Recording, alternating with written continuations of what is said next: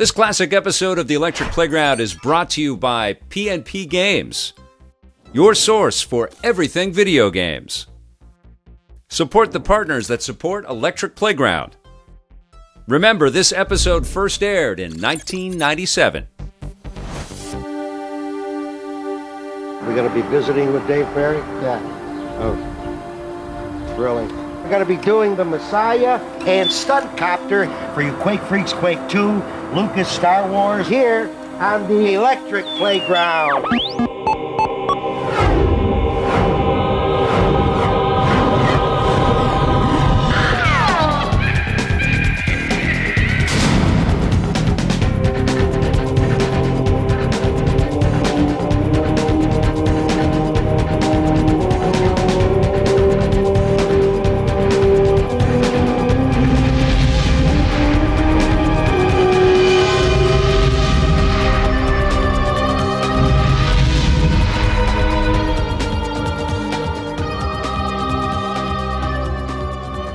Biggest, most successful, most popular multiplayer online games ever of all time was a game called Quake.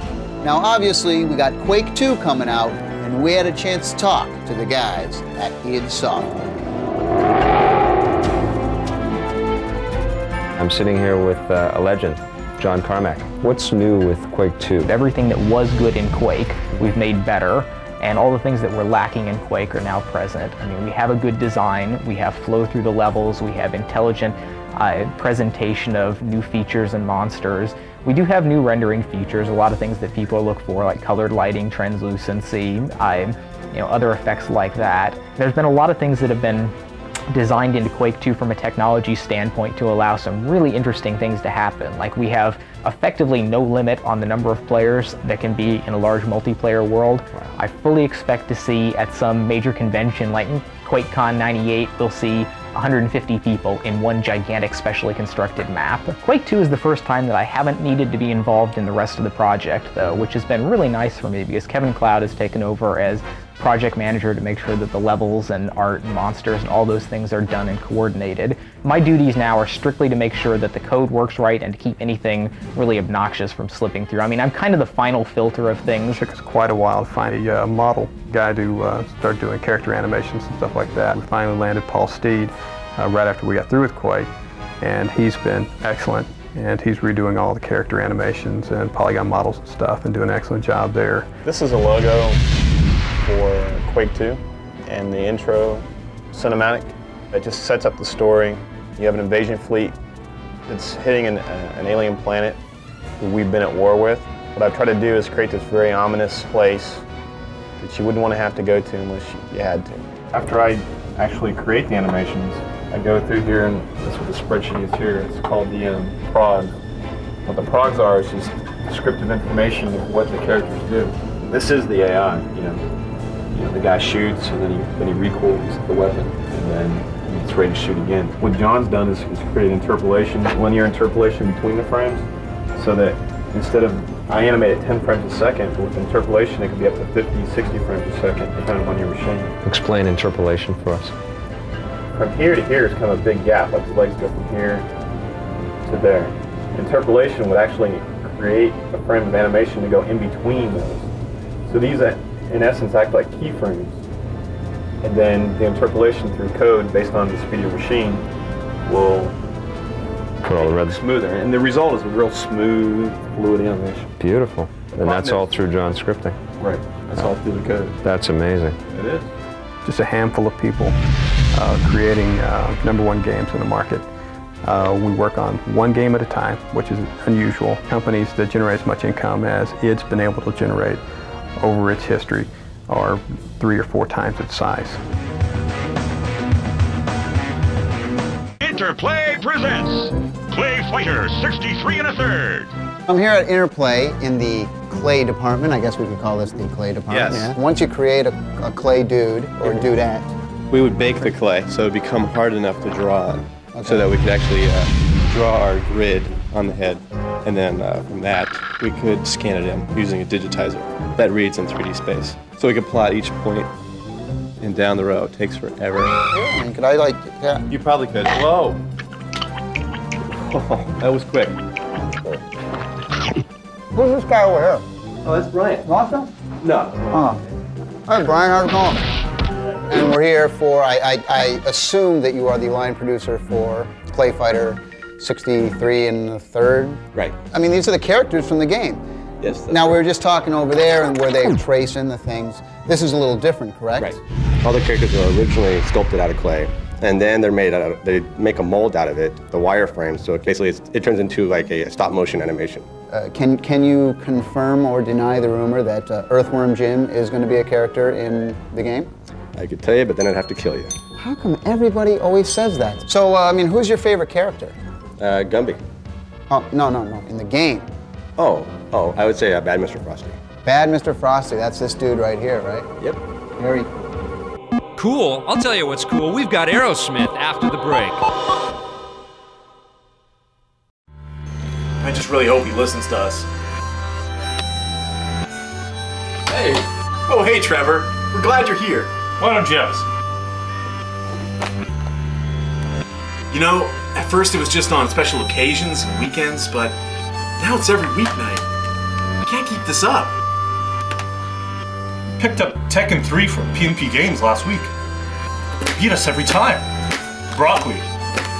Making you too good.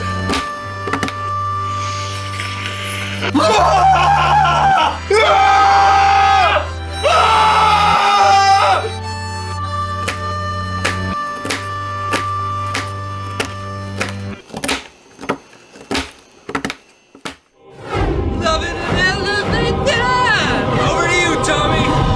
Now, some of you may or may not know, but Steven Tyler's real name is Steven Tallarico.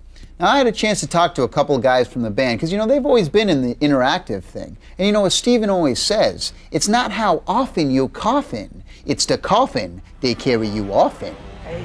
He also says,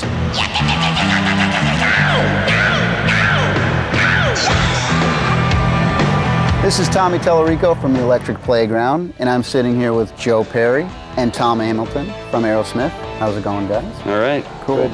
I understand you're a bit of a game player yourself, Tom. Well, yeah. What are some of your favorites? You know, I get going on a flight sim or a TIE fighter or whatever, and it's just all of a sudden it's 3 o'clock in the morning. So the new CD is an enhanced CD. Can you talk a little bit about what's on the CD? Yeah, well, there's the usual lyrics and you know, informational kind of stuff, but there's also a game in there. Yeah. It's a way to play along with music without having to know anything about music. The song plays, and then underneath there's this little thing they call a rhythm EKG with little spikes in it. And every time one of those goes by, you have to strum or hit something or tap your keyboard.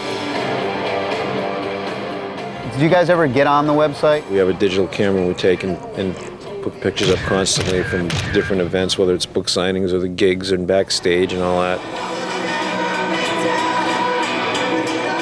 Yesterday I did an interview with a DJ and they were reading about stuff that went on 2 days before that, you know, was happening backstage, so.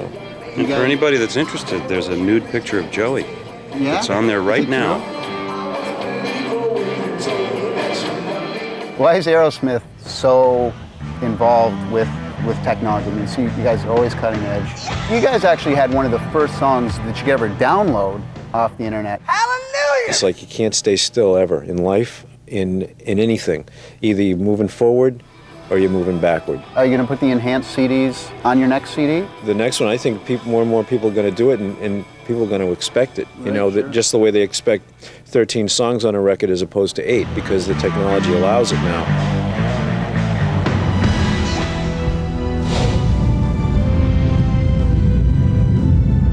Quest for Glory 2 was set in the world of the Arabian Nights. 3 took you to Africa. 4 took you to Transylvania. This is taking you into the Greek mythology. It's taking you to down into the depths of Hades and into the waters of Atlantis. Adventure games traditionally had the story, the people, the characters in the game, and the role-playing games tended to have the combat, the action. What we wanted to do with this series is bring those two back together. What I understand about the series is that you can take a character that you developed in the third one, bring it into the fourth, and then keep on going. Yes. From the beginning, it was designed so that each game got progressively a little stronger, a little tougher. Your character had to be smarter. The player had to be smarter. New strategies to learn, new things to do. And each one took you to a different world, effectively. The visuals that we've been able to create, the animation, the three-dimensional world that we've created, it's just been awesome. I love directing people. I have a passion to listen to people and take their ideas and try to make them happen. Is it a big fortress, or does he have a lot of guards? Is it a rocky terrain? You know, there's all these things that I needed to visualize in order to be able to try to create music that was right for it. Everybody getting that at home? They can start copying it right now? That's right. You guys start practicing. Did you get storyboards handed to you? No. Mostly Lori was a fascinating woman, and mostly she would just kick back and she'd say, okay, this is what happens. And she would tell it as if she were recounting a story. And she's quite the storyteller. When I found fantasy role-playing as a game, I mean, that was really, I knew that was where I needed to be. It's been a dream, actually. It's been interesting, it's been difficult, but the product is just amazing. This weekend, David Perry's going to let me play with some of his toys. By the time you see this, I should be dead. When I was flying my model helicopter, that's when I thought, you know, you could do this on the Sony PlayStation using the new analog controller. So cool. Hey, give me a try, man. Oh, try! No, try!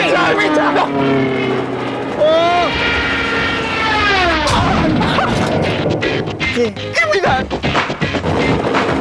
I understand there are literally hundreds and hundreds of people working on this game. Is that correct? No, it's just me. Helicopter theory, I'm seeing mechanic stuff. I mean, this has got to be the most boring textbook in the history of the universe. It's all for the flight mechanics of the helicopter to make it a true RC simulator. Helicopters are so bloody cool. I mean, compared to driving cars, I mean, car games suck. Look how fast we're kicking the car's asses down there.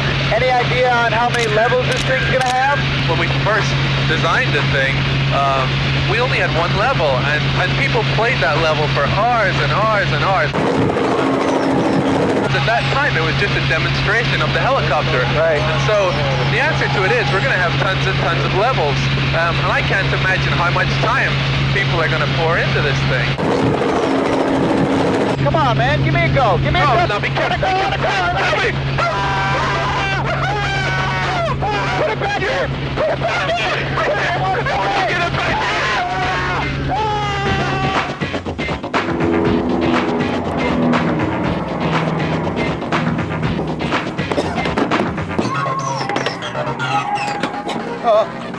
I'm sorry. Run, Tommy, run.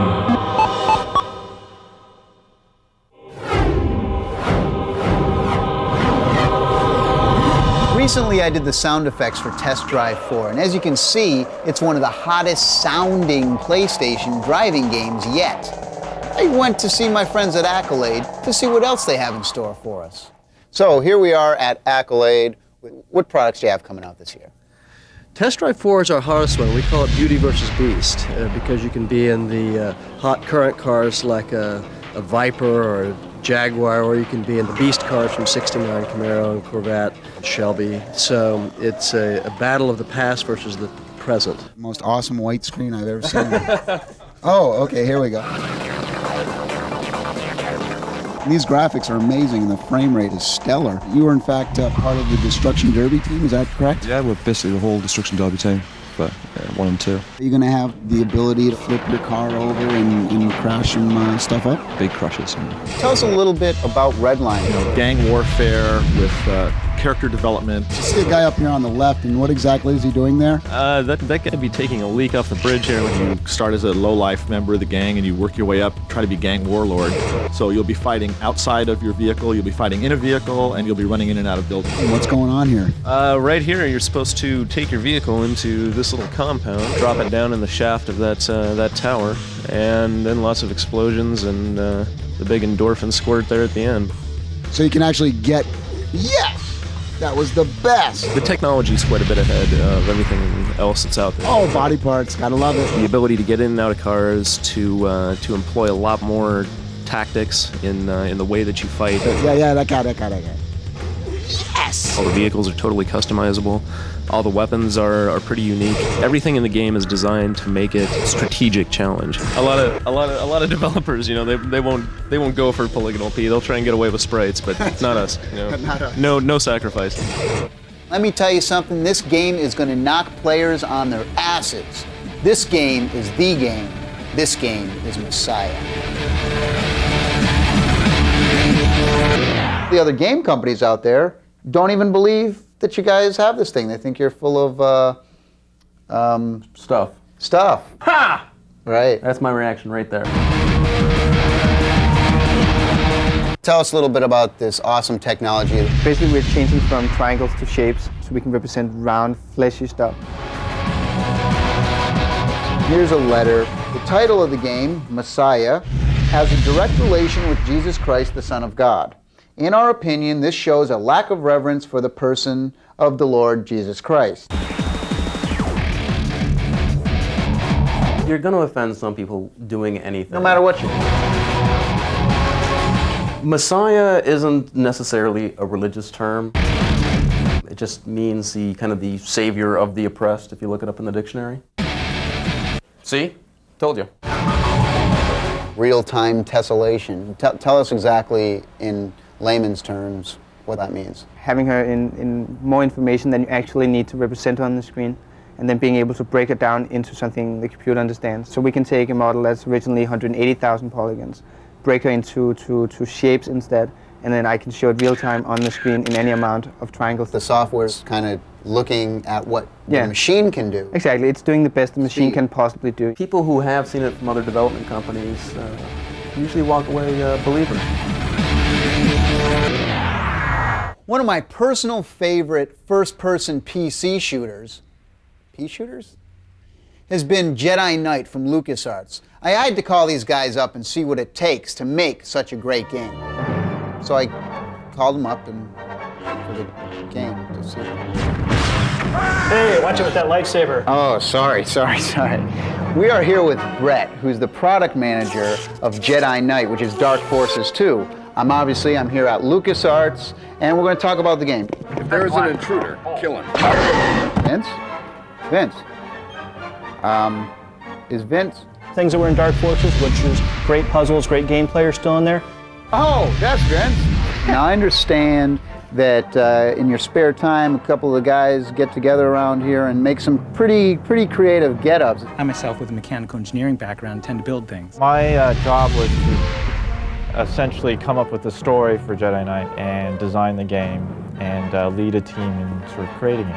Kid, you're weak like your father. We added multiplayer play, team play, capture the flag play. 2x4s, door hinges, lots of foam, and PVC pipe.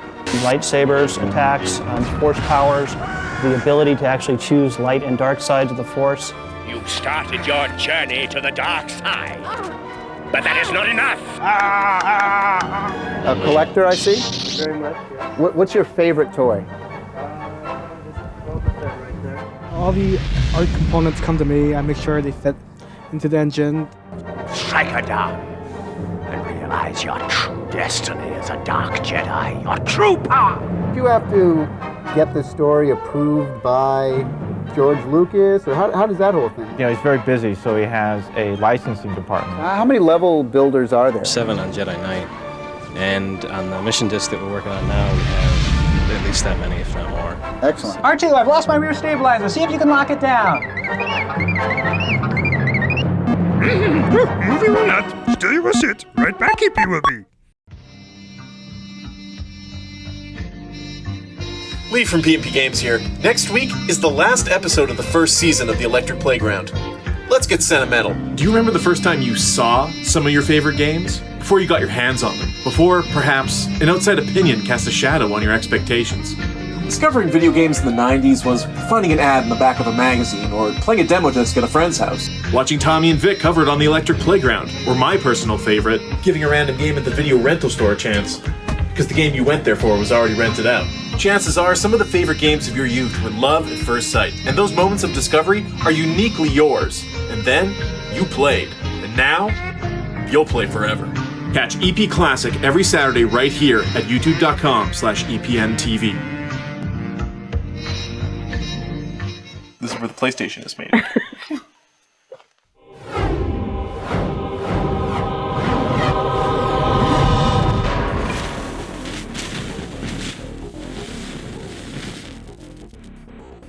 What's the big difference between Sega Soft as opposed to like Sega of America? Our focus is the internet. It's doing, we like to say that we do network games and game networks. So we're designing games that take advantage of the internet as a platform. Today on the Simpatico Question of the Week, Doug McKenzie from Ottawa, Ontario asks, what do other developers think about David Perry's opinion on licensing game engines? I think that he's absolutely correct in the sense that if you have the resources, all the resources necessary to do that, you will definitely be better off. An engine that's custom designed specifically for your game will certainly be better adapted to it.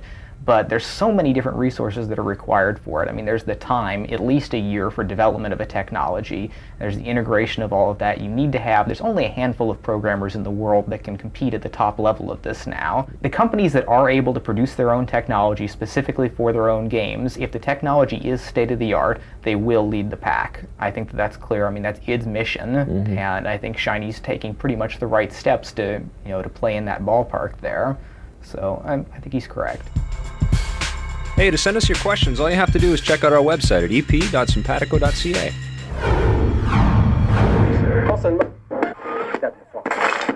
Bushido Blade for the PlayStation. Now here's a game that's really cool because there's tons of different modes of play. It's not just like two guys fighting each other, The most amazing thing about this game is the fact that, like, if you hit the guy once, that's it, you're dead. If you hit him in the right place, if you hit him in his head, that's it, dead. It's incredibly realistic. I mean, these blades can really hurt you. Yes. You've got to be careful with concept, them. Huh? Exactly. I like you hit a guy in the arm and his arm doesn't work anymore, so you gotta fight around like that. Or there'd be a bandage if you nail the guy in the head or something. He'll have a bandage on his face. Yeah, and they start limping. And there's a bunch of different characters in the game which all look great. And what I like about it is you can actually pick your weapon. You can pick from a knife or a sword or a stick or whatever. Give it an 8.7. 8.7? Yeah. I'd rate it a little bit higher than that. I think it's an important step for video games. It's a real adult type game, and I think we need more of those. I'd give it a 9.5. 9.5 out of 10. Definitely check it out.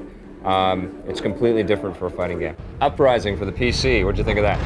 Yeah, well, I tell you about Uprising. It's a bit different from all the other games, just like Bushido Blade. You got the best of Command and Conquer, Warcraft type game, but in a Quake type environment. So that's little battle cool. zone thrown in there. Well, I mean, how cool is it to run somebody over in a tank? I mean, that was good enough for me. I'll play that game. It's a wicked game. I totally loved it. The guys at Cyclone did it right. Two genres that work real well on their own. They mixed them up together. They're trying to create the best of both worlds. I think they hit their mark. The game is easy to get into. It's not a difficult strategy game, but the strategy elements are there. So it's going to be something that keeps you coming back to it because it's deep. And that's the secret to these kinds of games. When they succeed, it's the depth of video games. There's two things about this game I didn't like. One was when the guys get really close to you on foot, they start to get like all blurry. Yeah. What's up with that? That's some mip mapping that's going on with the 3D. Nah, I don't like it. Yeah. And the other thing is the fire. Looks bad. The fire looks bad. Okay. All right. Okay. Yeah. Do you like when they drop one of those citadels down from up above and it just lands with this ka-chunk? Oh, it's got great graphics. Oh, it's insane, man. And then it's got multiplayer play over the internet and over lands. What do you give it overall? I'd give it a 9 out of 10. 9 out of 10. Yeah, really? it's awesome. I love it. Check it out. Not really my type of game. It was well done though. 7.8. 7.8? Yeah. Multi-racing championship for the Nintendo 64. This is probably the best racing game, I think, in my opinion, for the N64. I've seen a lot of the racing games. There've been an onslaught of them. We've got rally-type racing here. I think it's the best-looking racing game. A lot of these driving games, the analog stick, like the car's like flying around. In this game, though, it was very tight. What I loved about this one, though, is all the shortcuts and side cuts that you can do. It's not just a linear race. You can take off in all kinds of different directions and meet up with the pack again. You get like 6 or 7 cars right off the top, and there's a bunch of hidden ones.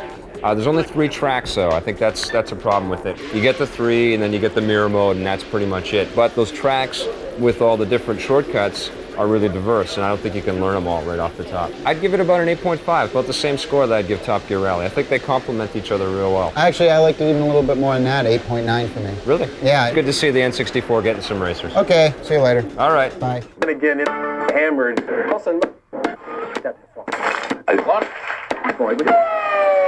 Well, that's it. The show's over. Yeah. Production assistance for the Electric Playground was provided by Nintendo of Canada and Heat.net. Do I swing when I say this stuff? Yeah. And then do I say electronic playground? Yeah. Okay? Yeah. I'm getting dizzy. I'm getting dizzy here. Never liked swings. Never liked swings. No, why not? Because I'm not a swinger. Now, when I say action, you start swinging. We got you.